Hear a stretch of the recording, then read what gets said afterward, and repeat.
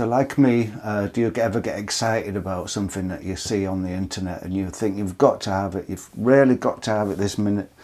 And one example is this camera battery pack, and I really needed it, so I bought one on Amazon. It wasn't very expensive, it's a cheap knockoff, but I've used it one time, but at the time I thought I really needed it, and now it's sitting in a box collecting dust.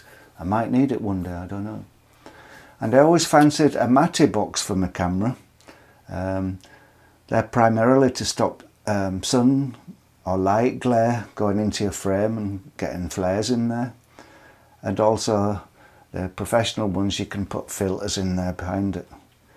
But I thought if I buy one of these matte boxes, it'll be a case of I'll use it once or twice and then it'll just be sitting in the drawer again. So my son was upgrading his computer the other week, and he installed a new processor, and this plastic box came along with it, and he didn't need it because it wouldn't fit in his computer.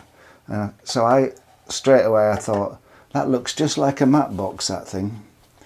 So it's a kind of piece of junk, and what I did is just take the lens flare hood, lens hood, and luckily it was about the same size, and just filled it out a little bit with some foam rubber here and just slotted it in there, and it seems to work quite well, and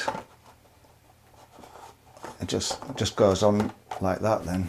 So I'm quite pleased with that because it cost nothing, and it was a piece of plastic destined for the rubbish tip, and maybe one day I'll use it, and maybe one day it will stop flares, and maybe one day someone will walk past and say, gee, that guy looks like a real cameraman. That's probably the main reason. So there you have it, a frugal matte box using a discarded piece of plastic from a computer processor upgrade. Recycle, upcycle. That's the name of the game.